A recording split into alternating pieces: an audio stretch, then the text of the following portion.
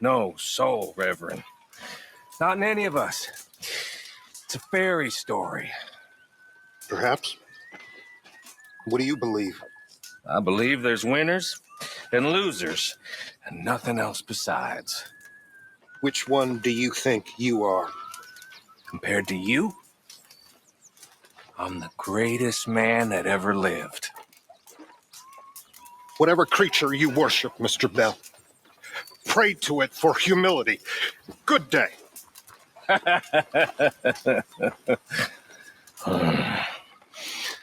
Ooh. Most villains in the games lie to themselves, but Micah Bell does not lie, and that's what makes him terrifying. In Red Dead Redemption 2, Micah Bell says one sentence to Reverend Swanson that quietly explains his entire existence: that there's winners and losers and nothing else besides. And the scariest part in all this, the game spends dozens of hours proving why that philosophy almost works. Because Micah survives, Micah gains power, Micah manipulates Dutch Vandalin, and while better men die around him, Micah keeps climbing. But hidden underneath that line is something far darker than simple cruelty. It's a worldview where compassion is weakness, where morality is a lie, humanity is a handicap, and survival is the only truth that matters. And this isn't trash talk. This isn't ego. This is the closest thing Micah Bell has to a religion. And by the end of the game, Arthur Morgan becomes the complete opposite of everything Micah believes. One man survives without a soul, the other dies and finally becomes human. And that is the real philosophical war of Red Dead Redemption 2. So when it comes to the line itself, the context matters enormously. So Micah says this while verbally bullying Reverend Swanson at camp. So that detail is very important because Swanson represents almost everything Micah despises. Everything from weakness, guilt, spirituality, emotional collapse, dependency, failure of self-control. Swanson is a broken man. He's addicted, ashamed, spiritually exhausted, constantly trying to escape himself. And Micah, he sees a person like that, and immediately he interprets him as prey. Because Micah's worldview only recognizes two categories, and those categories are predators and victims, nothing in between.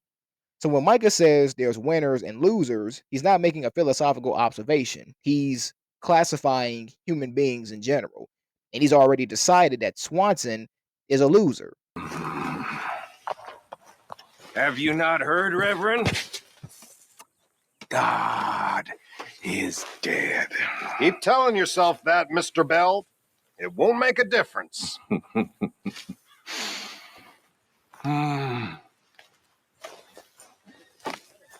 Look at him! Huh? Look at him! It's a disgrace. You're a disgrace.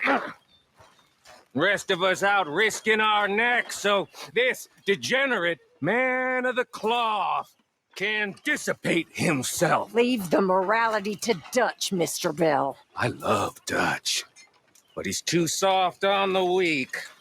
And what would you do to us weaklings, Mr. Bell? All folk can earn, Miss Grimshaw.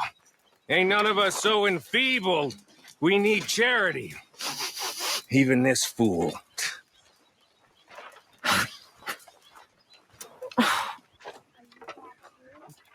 I thought the opium did it for your appetite. Usually does. I am not an opium user, sir. I take morphine for medical reasons. Whatever you say, Reverend, it's all the same with me. You're weak, and you're hiding, and your being up there in heaven don't give two shits about you. So you take opium to feel okay, and them's the facts. Them ain't the facts, sir. I'm sorry, Reverend. But the way I see it, your kind is parasites, deceiving people, and a greater evil than those of us who know better. Is that so? Yes, it is. Excuse me. You're excused. Good morning, Arthur. What is wrong with you? I don't like religious types. He's ill. Morphine. He's weak, not ill. Weak and repellent. Man at his worst, hiding behind a pack of lies. Get lost. You know, Miss Grimshaw, I bet you were a tiger. In your day. Bye now. Get up, Reverend. Get up. So when it comes to Micah's personality, his personality is built, I would say, on social Darwinism, because his ideology resembles an extreme form of survival of the fittest thinking. Now, not actual scientific Darwinism, but more the corrupted street version of it. Because to Micah, strength creates truth, dominance creates morality, victory justifies action, weakness erases dignity. And this is why he constantly mocks vulnerable people, why he disrespects emotional people, manipulates insecurity, humiliates weakness publicly. Because to Micah, he views empathy as stupidity, basically. And that's one of the most important aspects of his character. Because characters like Arthur Morgan still believe that people possess humanity underneath their flaws. Mike, on the other hand, doesn't. Because to him, weakness is a permanent condition. And then nothing else besides. Now, nothing else besides. Now, this is the most important part. Because the deepest part of it is this, that phrase. Because this phrase here reveals Micah's psychological absolutism. Because he sees the world in binary terms only. He doesn't see no redemption, no nuance, no context, no tragedy, no systemic problems, no forgiveness, just domination or submission. And this is why Micah can betray people so easily. Because in his mind, if someone loses, they deserved to lose. And that philosophy removes the moral responsibility entirely. And really, and also when it comes to Micah, because Micah's cruelty, now his cruelty, where does that cruelty come from exactly? So I would say that cruelty, it comes from his fear of weakness. Now, one of the smartest things about Red Dead Redemption 2 is that Micah's cruelty is not random. It's a psychological armor. Because he's terrified of becoming powerless himself. And that's why he attacks weakness aggressively whenever he sees it. And people like Swanson, they remind Micah of addiction, dependency, emotional vulnerability, collapse. And Micah, he can't tolerate those things because he sees them as existential failure. So instead of empathizing with Swanson, instead he decides to dehumanize him. So bullying, it becomes a way to reassure himself that I am not him. I am not him. I am not him.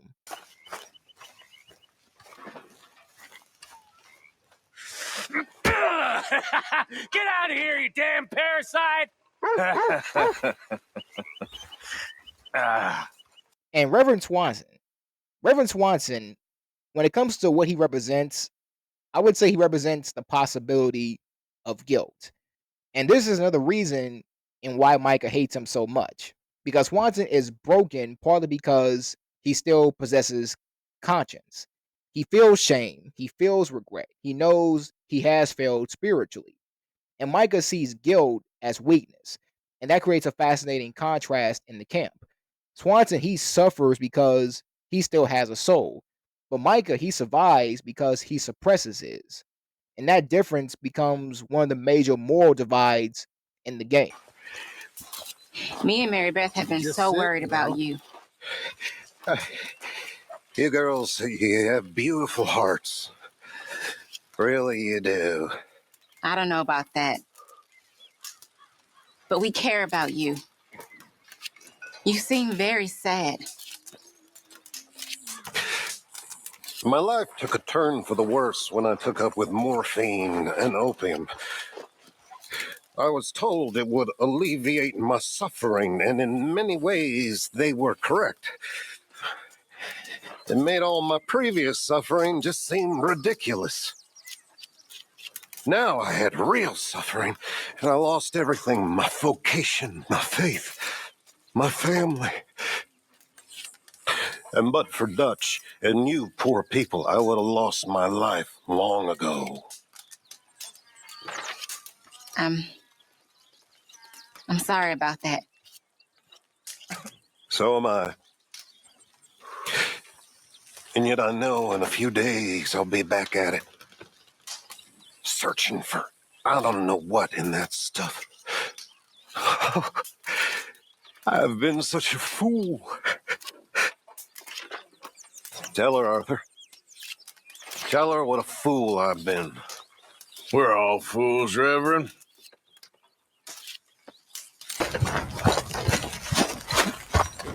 I made rather a fool of myself again. Me too. Me too. It's so embarrassing. It happens. After Bessie passed away, I was drunk for a year. I wouldn't worry too much about it. You know something? I was married once. You were? Only it turns out that she was already married. So I was party to bigamy. Morning, Just Arthur. another sin to add to my list. What happened? The law caught up with us in San Francisco. She jumped aboard a ship and sailed to Shanghai, I believe. I suppose I still am married in a way, but it hasn't been terribly fulfilling.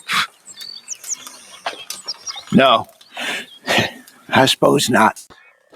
Freely given to all. And yet, perhaps not freely given. I am reminded of Prometheus. In many ways, the Greek myths are best in explaining the very punishments that imbue our daily existence with their piquant tortures. Sure, we can have fire, and we can have the knowledge of fire, but with that comes the knowledge of everything. We become like a god, because to be all-powerful is to be all-suffering. Yes. Thus, Prometheus gave us light and warmth and eternal damnation and the awareness of our isolation for everything holy. Quite the conundrum, fire. It's enough to make a man drink. Or worse. So then we talk also about Micah's philosophy versus Arthur's philosophy. So the quote becomes even deeper when it's contrasted with Arthur Morgan. See, Arthur, he begins the story believing partially in the outlaw hierarchy, where you have strength, loyalty, survival, and toughness. But over time, though, Arthur, he evolves because especially after his tuberculosis diagnosis, he begins understanding that kindness does matter, that helping people matters, that morality matters, that legacy, that it all matters. So he slowly realizes that human beings cannot be reduced to winners and losers. So Arthur, he evolves, whereas Mike, on the other hand, he never evolves. And that's the tragedy of his own character. And that's why Arthur spiritually surpasses him even before the final confrontation. The rumor, the nastiest killer in the whole country has gone soft. What are you talking about? That heart will be the death of you. Get out of here.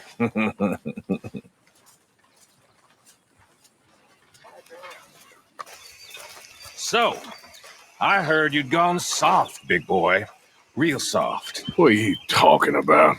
Helping folk, acting all gentle. It's sweet and all, but it'll get you killed. You want to see how soft I've gone? It's a nasty world. That's all I'm saying. Get the man to help with the line. So the thing is, Arthur, you seem to have forgotten what life is. All them new friends you got, they lead you down a false path. That's so. Yes, some survive. Others must perish. That's the world. You can't save nothing. Well, maybe that's no longer my world. Huh. I feel sad for you, Arthur. I feel sad for you. Sickness seems to have got to your brain. And also, so as you already saw there, if there is one thing I will say in this, when it comes to Micah, is that Micah, I believe personally, Micah understands power better than almost anyone in this. Because the terrifying thing is that Micah, he's not entirely wrong about the world. And that's what makes the quote that he says, that much dangerous because he understands that many systems they reward aggression, manipulation, opportunism, fear, and dominance. And Micah, he's also very intelligent because he reads people extremely well because he knows who is insecure, who is weak, who wants approval, and who can be manipulated. And he weaponizes that knowledge constantly. He understands the emotional mathematics of survival, but he lacks the moral framework to use that understanding humanely. Look at you, whining little women, all of you. I love Dutch, man.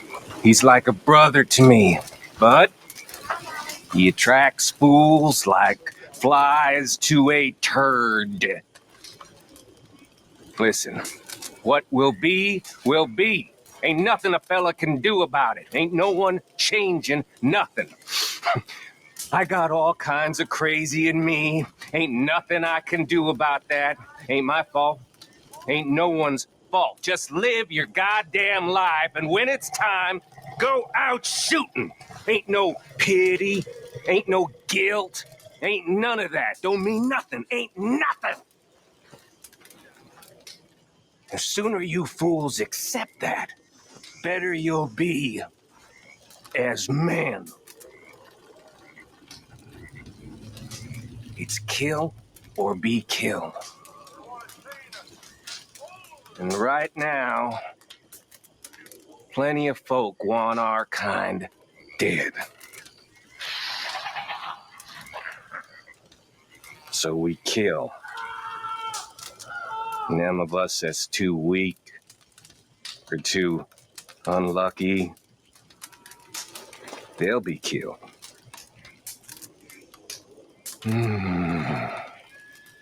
Accept it. Way of the world.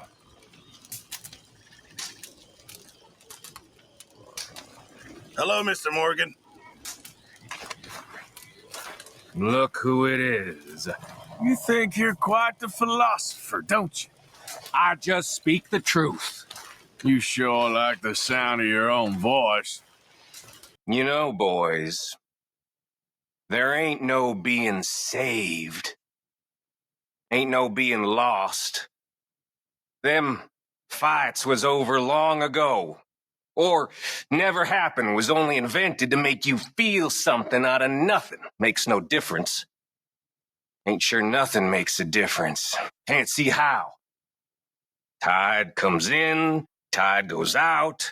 You was born, you die. In between, you do what you do. Ain't no good, ain't no bad, just things that make you feel good or make you feel sad, and just the length of time between being born and dying. That's all there is. Ain't no old man judging man. Ain't no heaven.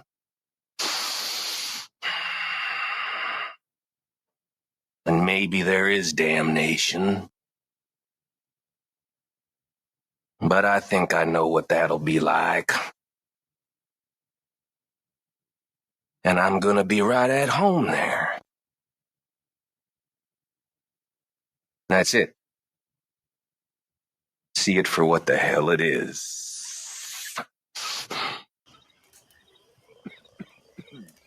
Waiting on old Dutch to save your bacon once again. I've seen more inspiring corpses than you lot. Life is for the living. And if you don't want to live, let someone else have the privilege and get out the way. You're pathetic. Every last one of you. Aside from Dutch. And the only thing pathetic about him is the fact that he associates with you fools. Must make him feel good. Taking care of the simple-minded, the desperate, and the needy. Well, my daddy said, sympathy is for the weak. You get what you deserve. You gotta kill to eat. That's what this country is. Every man equal, every man for himself. But you lot ain't got no real fight in you. Old Dutch has made a fool of himself trying to save you, and that's the truth. So when it comes to Micah, the question overall is why he targets Swanson, and why Swanson specifically. Now, Micah, he bullies Swanson because Swanson, and once again, because he occupies the lowest social position in camp. Because Micah, he instinctively attacks downward, and this tells you everything about his psychology. Because strong leaders, they protect weakness. The predators, they exploit weakness. And Micah, he enjoys humiliating vulnerable people because it creates emotional hierarchy. Because he needs dominance, he needs fear, he needs superiority. And without those things, Micah loses his sense of identity. And plus, Dutch, so Dutch's failure, is what created space for Micah to begin with. Now, another layer to kind of add to all this is how the line that Micah says, how it reflects the decay of the Dutch Vandalin gang. Because earlier versions of Dutch's philosophy claimed that the gang was a family, that the gang was a community, a refuge for outcasts, that they were different from other gangs. But by the events of the game, those ideals are collapsing. And Micah, he thrives in that collapse. And why exactly does he thrive in that collapse? Well, simple, because when they lose that moral structure, the predatory personalities rise the fastest. Micah, he senses Dutch, becoming more paranoid and becoming more unstable. So he feeds Dutch's fears constantly. So his worldview, it spreads through the gang like an infection, where there's distrust, there's power struggles, there's division, there's survivalism. So his winners and losers mentality, it now slowly replaces Dutch's original vision. What you reading, Dutch? Evelyn Miller, of course. That old windbag? Tell him about Evelyn Miller, Arthur. Mostly goes over my head, Dutch. And Micah's even dumber than me. Real funny, Arthur. He's no windbag, son. He is a seer. He sees things that we don't know yet. I know, I'm just teasing. You're just afraid of opening your mind because you might not like what you find. You're probably right. You know, you always had the most incredible way of putting things. Mr. Miller has a way of putting things. Me, I'm just an old outlaw, not prepared to go quietly. Oh, you're more than that, Dutch. You're... Well, you're amazing. Thank you. Arthur? How you doing? Listen, Dutch, can I talk to you Sorry a to hear minute? that. What is it? I think you misunderstood me earlier. I ain't trying to rob you. You know me better than that. Try to speak some sense to him, cowboy. What are you trying to do, Micah? Oh, Arthur. Hello. Save you. Save everybody. You know me. You stop lingering like a bad smell and speak some sense to him.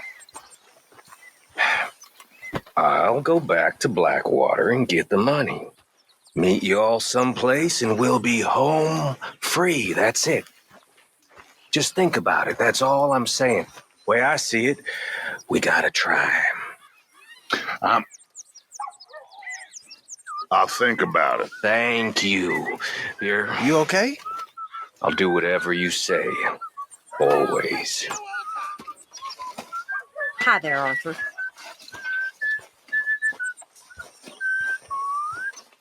Don't you tell him a thing about that money.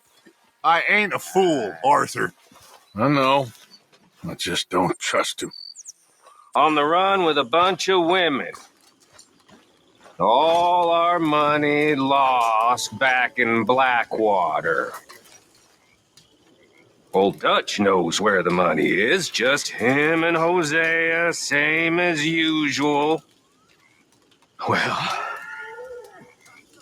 I love Dutchy, but I ain't sure how fair it is. That's all our money. We all deserve a chance to go out and get it. You know what I'm saying? You know what I mean? Now, I know you folks is loyal to the point of constitution, but this is real. That money is our only hope. Our only hope. And it's locked up there good and proper, and only Hosea and Dutch know. That ain't fair. And it ain't doing anyone any good.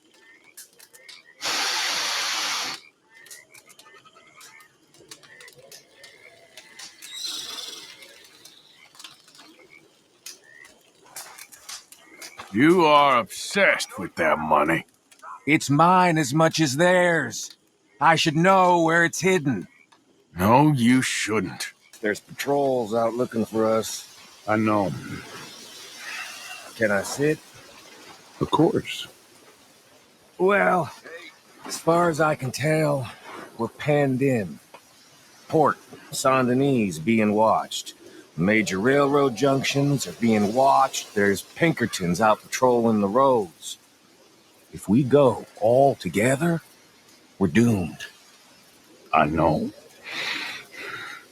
Maybe if you and I can slip out to Blackwater, then send word once we get the money and stash there. I don't know. I think What we gonna do, Dutch? we were just discussing it. What we need is a distraction. Now we have got Pinkertons, Army, and everyone. They're just jumpy as all hell. If we can get everyone to start shooting, maybe we can sneak out the side while everyone else is just sniffing gun smoke. New York, maybe. I don't know. But that is our way out of this trap, gentlemen. Hey, Arthur. Excuse me. How you doing it already? Praying Dutch can get us out of this. Just hang in there. So what's the plan? Don't you worry about it right now, Arthur. It's all in hand. All right, fine then. Oh, Arthur. There he is. Why are you letting Micah get in your ear? There's no need to be jealous, Arthur. I'm just trying to work out what's going on here. Run along now. I got this. I got this. We have been through worse before. We survived. Don't lose faith. That is the one thing I can't bear. Faith. Just have faith. Listen to the man, will you? Come on! We're getting out of here soon. Faith, people. Faith!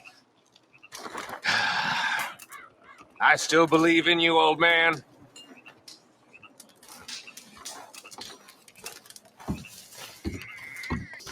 Didn't Dutch tell you to take a look out? What I do and don't do ain't no concern of yours. At least I still give a damn about this gang. You don't give a damn about nothing but yourself. Dutch will see through you soon enough. I'll see to that.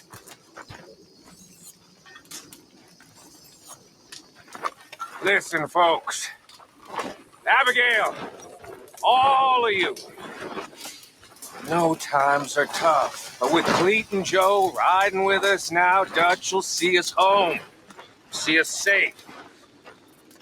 I get why you folks is worried. I do. But we got a plan. We're gonna be okay. Now ain't the time for all this doubting. The truth is, you're breaking Dutch's heart. And I cannot bear watching what you're doing to him. Shame on you. Shame on all of you. Just be quiet, will you? God damn it! Be quiet! No. You be quiet, you fat fool. You be quiet. The quiet are the dead.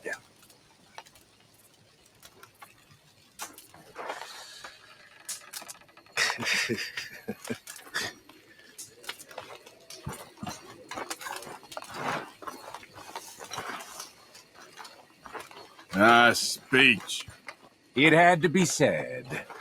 Nobody cares what you say, Micah. So when it comes to Micah Bell, the thing with Micah is Micah cannot understand redemption. And this is one of the most important themes in Red Dead Redemption 2. Because the title itself contains that word redemption. And Micah, he fundamentally rejects the idea. Because to him, people don't change. Weakness is permanent. That morality is fake. That survival is all that matters. But the game itself argues the opposite through Arthur. Because Arthur proves that a flawed man can become compassionate, that guilt can lead to growth, and that suffering can produce wisdom, and that redemption is possible even late in life. And Micah, he exists almost as the anti-redemption figure, because he's the man who reflects. And then it's also looking at the philosophy of the frontier itself. Because Micah, he represents the darkest interpretation of the American frontier myth. Because the Old West is often romanticized as freedom, self reliance, toughness, individualism. But see, Micah, he takes those ideas to the most monstrous conclusion. Because in his worldview, mercy becomes weakness, cooperation becomes manipulation, morality becomes illusion, and freedom becomes domination. So he is frontier individualism stripped of all humanity. And plus, why the line that he also says, why does that line that he mentions, winners and losers, nothing else besides, why does that line feel so cold? See, most villains, they try to justify themselves emotionally, but Micah, he barely does. And that's what makes him frightening, because he says there's winners and losers with complete certainty. There was no hesitation, no inner conflict, no philosophical struggle, and that emotional certainty makes him feel spiritually dead long before the very ending. And then when it comes to Micah's greatest weakness, so Micah, his greatest weakness is he misunderstands human strength. Ironically, his worldview, it blinds him because he thinks that strength only means violence, intimidation, survival, and control. But Red Dead Redemption 2 gradually shows deeper forms of strength because you have Arthur, him helping strangers. You have John becoming a father. You have Sadie surviving grief. You have Charles maintaining morality. And even Swanson eventually reclaiming some dignity. So Micah, he can't understand these forms of strength because they require emotional depth. So he mistakes compassion for fragility. But the game argues the opposite, that sometimes compassion, it requires more courage than brutality. You want my boy's shoes? You want the food out of our bellies, what little there is? You want me to lie down for you? No. Arthur gave everything to pay your bills. Everything. And now there's some fellas coming to take the house. There ain't nothing left, mister. I just wanted to say the debt's canceled and here, take this. It won't bring your husband back, I know. You need money and I don't. Well, you're a good man. I just wish you'd done it before he worked himself into the grave.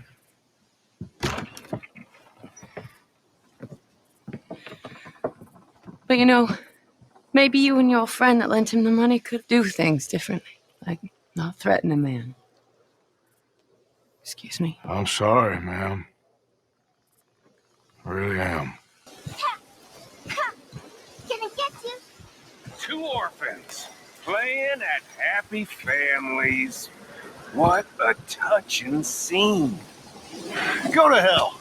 You know, Jack, Dutch thought your pa was gold once too, till he realized he was just yellow.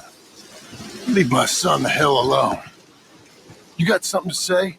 Say it to me, you son of a bitch. Oh, look, the rest of the old guard. Cherish every last moment with your son, John.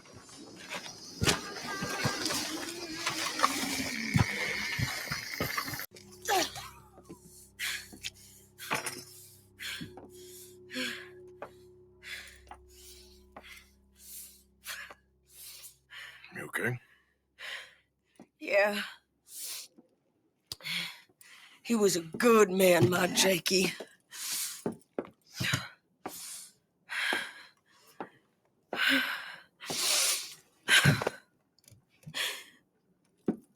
We was always sweet on one another. I'm sure. Yeah. I miss him every day, every moment.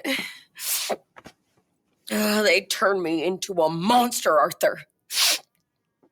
But my memories of him, they still pure. I ain't even got that.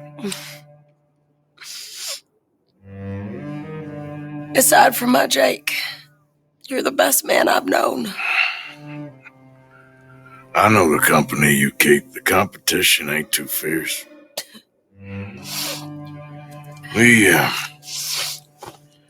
We should get away from her.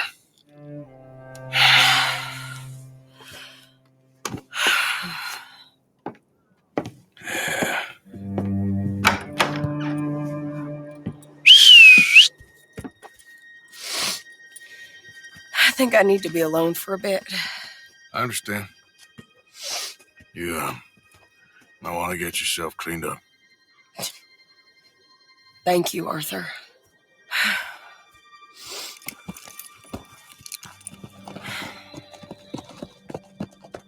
I'm not much of a storyteller, so forgive me, but I really... I don't have much to say.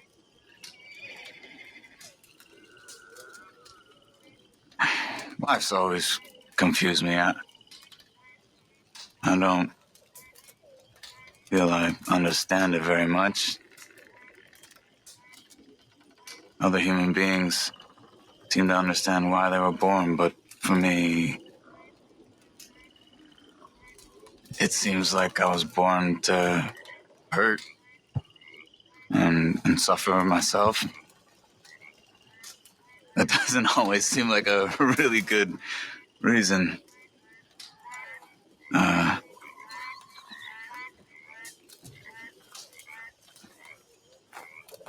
I wish there was another way. But here in this Arthur? land, I feel very stuck.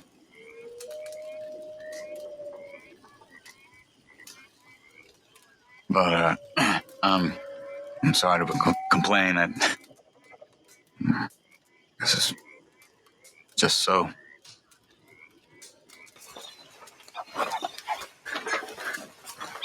Hey, Redskin, go fetch me something to eat. Excuse me? I said, fetch me something to eat. Arthur! Eat that. You want to watch that temper of yours, boy? What are you looking at, cowboy?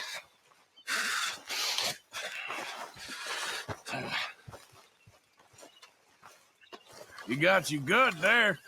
Shut up, Morgan. Serves you right. What are you doing here? I'm leaving. Running away? I suppose so, yes, I'm running away. I tried to make Dutch see sense, but he's very strange recently. And the women? Little Jack? You leaving them? I told them to run too. I asked them to come with me, but they wouldn't. I'm changed. I'm a changed man, Arthur. I can't die for a bunch of nonsense sprouted by a fool.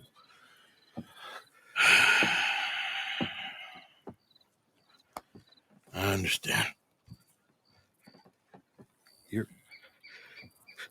You're not a good man, Arthur, but you're not all bad either. Everything will be... Your journey, your path will be just fine. I'm worried my path is coming to an end, Mr. Swanson. Maybe. I felt that way for a long time about myself, but you'll do what's right. I don't know about that. I do. Save who you can and let the rest rot. And look after yourself. Maybe. We'll see. You do see. You just can't quite admit it to yourself. All aboard! Be well, Reverend. All aboard! You too, Arthur? Sure. Good luck out there. You lived your life like a man, Arthur, and you turned into a good man. If we were all like you, things might have turned out differently. You're getting mighty sentimental, Reverend.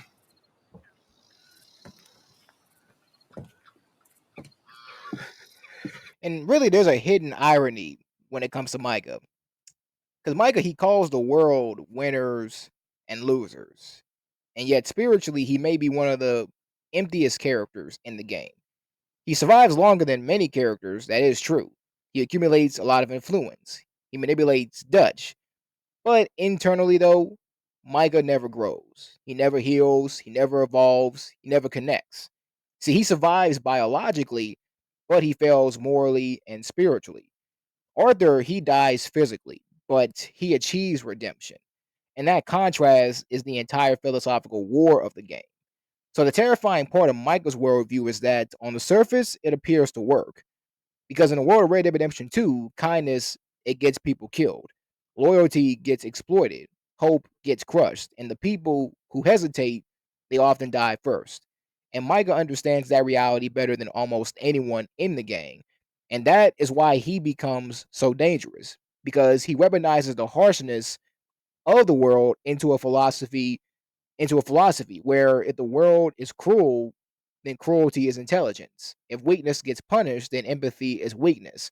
If survival is all that matters, then morality is a handicap. And that's Micah's core religion. Not greed, not chaos, not even evil for the sake of evil itself, but survival stripped of humanity.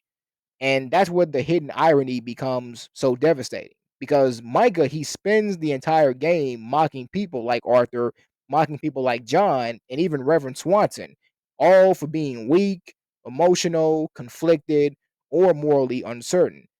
But those characters are actually alive internally. See, Micah, he mistakes emotional numbness for strength. See, Arthur, he suffers, he questions himself, he feels guilt, he reflects, and he changes. But Micah, he sees those things as defects. But philosophically, those are signs of a functioning soul. So Arthur's pain becomes the mechanism of his transformation. Micah, on the other hand, he never transforms because he never allows himself to confront anything deeper than instinct. And that's why Micah feels spiritually hollow throughout the game. He's almost static as a human being because from beginning to end, his worldview barely changes because really he's incapable of self-examination. He judges everyone else constantly, but he never turns that judgment inward. And that makes him the perfect parasite for Dutch Van because Dutch is the opposite kind of broken man. Because Dutch is a man that's drowning in collapsing ideals. Micah is a man with no ideals at all. And Dutch, he still wants to believe that he's a visionary, but Micah only believes in leverage. So while he spirals psychologically, Micah adapts tactically. And that's why Micah survives longer than characters who are morally better than him. Because the game is showing you something that's very uncomfortable and realistic, that the world often rewards the predators in the short term. See, manipulators, they frequently rise faster than honest people. Ruthless individuals often outperform compassionate ones in unstable systems. Fear can create efficiency, violence can create temporary order, and deception, it can produce power. So Micah, he embodies that brutal truth. But the game's deeper argument is that survival alone is not victory. And Micah, he reduces existence to biological continuation. You eat, you win, you dominate, and you outlive others, and repeat. But Arthur, he eventually realizes that life without meaning is another form of death. And that realization is what separates them philosophically. See, Arthur, he begins the story as an outlaw surviving, and he ends his story trying to become human. Now, Micah, he begins as a predator surviving, and he ends, ironically, as a predator surviving. No evolution, no transcendence, no redemption, just appetite. And that's why Arthur's death feels emotionally victorious, while Micah's survival feels empty and diseased. So Arthur, he dies with moral clarity, and Micah, he lives with spiritual rot. And the game repeatedly frames this contrast visually and symbolically. Because Arthur's final moments, especially in the high honor ending, are filled with nature, sunlight, reflection, and emotional honesty. The world feels almost spiritually open around him. Because for the first time in his life, Arthur stops running from himself. Michael, on the other hand, meanwhile, he spends his final years hiding in frozen isolation, surrounded by paranoia, greed, and corpses.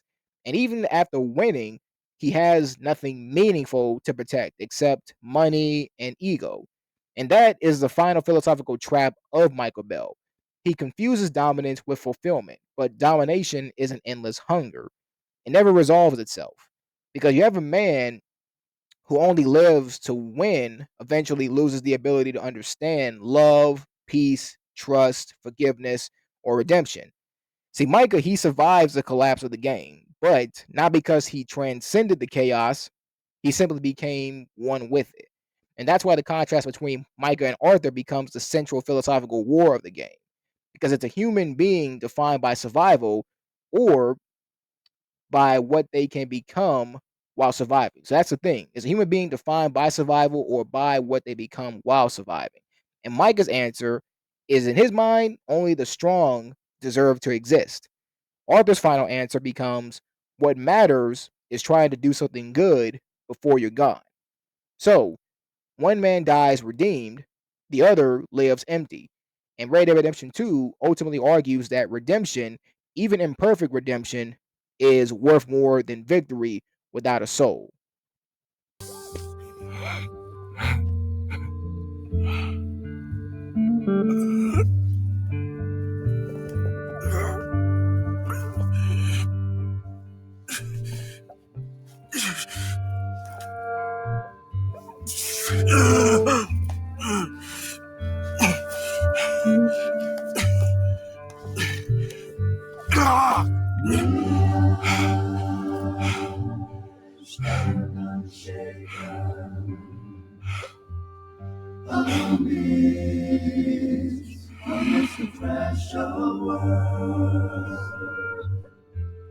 May I stand unshaken amidst the crash of words. May I stand unshaken amidst the crash of words.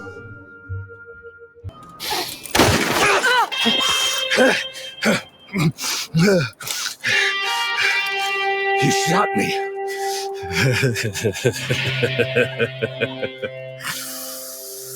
You shot me pretty good.